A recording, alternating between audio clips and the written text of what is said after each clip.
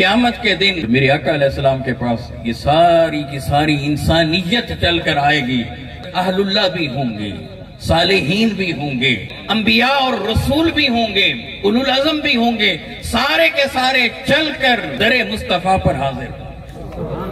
حضور کی شان تو دیکھیں صلی اللہ علیہ وآلہ وسلم. اور جب حضور کی بارگاہ میں آئیں گے، آقا کے فضائل کو بیان کریں گے، شانوں کو بیان کریں گے، اس کے بعد درخواست کریں گے. میرے آقا یہ نہیں فرمائیں گے اذهبوا الی غیری، نہیں، حضور یہ نہیں فرمائیں گے. ادھر دیکھیں گے کہ اللہ کا جلال جوبن پر ہے، مگر فرمائیں گے انا لہا انا لہا، ہاں ہاں آج کے لیے میں ہی تو ہوں، میں ہی تو ہوں.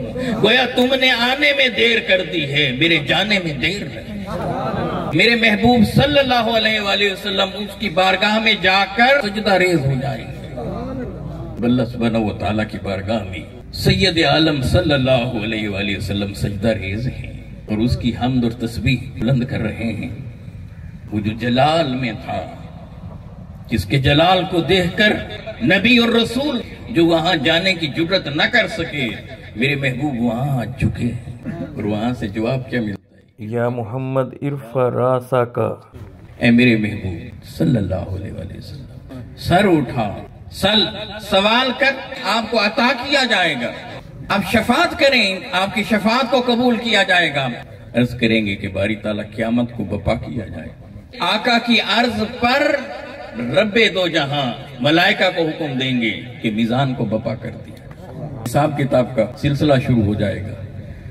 اب میرے آقا پھر تشریف لائیں گے، پھر تشریف لائیں گے، پھر تشریف لائیں گے. وقت کا دامن تنگ ہے. جو نکتہ صرف اس میں سے ایک سمجھانا چاہتا ہوں کہ جب باقی امتوں کا حساب کتاب شروع ہو جائے گا، میرے حبیب صلی اللہ علیہ وآلہ وسلم دیکھیں گے کہ یہ تو آدم سے سلسلہ شروع ہوا ہے اور میری امت تو آخری امت ہے. تو میری امت تو ویسے ہی پریشان حال کھڑی ہے اور اتنا انتظار کر رہی ہے. تو بار بار آ کر لب اقدس پر جملہ ہوگا امتی امتی امتی امت، میری امت میری امت میری. اب متوازی امت مصطفیٰ کا حساب کتاب بھی شروع ہو جائے گا تاکہ انہیں انتظار نہ کرنا پڑے. مگر اب اپنے اعمال کی وجہ سے کئی لوگ ایسے ہوں گے کہ جنہیں جہنم میں ڈالا جا رہا ہوگا. میرے حبیب بار بار بار بار اللہ کی بارگاہ میں سربسجود ہوتے رہیں گے، کیونکہ جب آقا آئیں گے نا، آقا براہ راست بات نہیں کریں گے. ادب کا سب سے اعلیٰ کرینہ میرے محبوب سمجھا رہے ہیں. قیامت کے دن جب میں رب کی بارگاہ میں جاؤں گا تو سجدے میں جاؤں گا.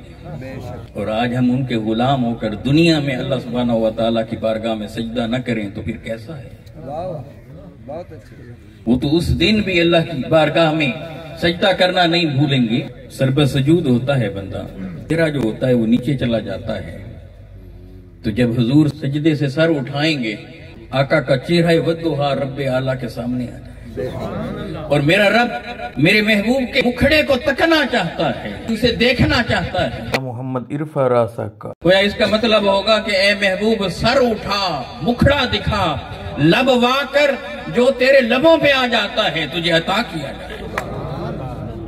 حتیٰ کہ وہ لوگ جن کے دل میں رائی کے دانے کے برابر بھی ایمان ہوگا، بلکہ اس سے بھی کم، اس سے بھی کم، نبی علیہ الصلوۃ والسلام اس کو بھی جہنم سے نکلوا کر جنت میں داخل کریں گے. جہاں شفاعت کا معاملہ ہے، قرآن اور حدیث کی روشنی میں کیٹاگوریکلی اس میں کوئی شک اور کوئی شبہ نہیں کہ حضور ختمی مرتبت صلی اللہ علیہ وآلہ وسلم پوری امت کی شفاعت کریں گے اور ایک ایک امتی اسے جہنم سے نکلوا کر جنت میں لے جائیں گے. حتیٰ کہ وہ لوگ کہ جن کے لبوں پر کلمہ جاری نہ ہوا ہوگا مگر من ان کا مصطفیٰ علیہ السلام کے لیے مچلتا ہوگا، حضور پر ایمان رکھتے ہوں گے، کسی وجہ سے اظہار نہ کر پائے ہوں گے اور ایمان کا بھی ذرہ بلکہ اس سے بھی کم ان کے من میں، ان کے دل میں ہوگا، میرے محبوب اسے بھی وہاں سے نکلوا کر جنت میں داخل.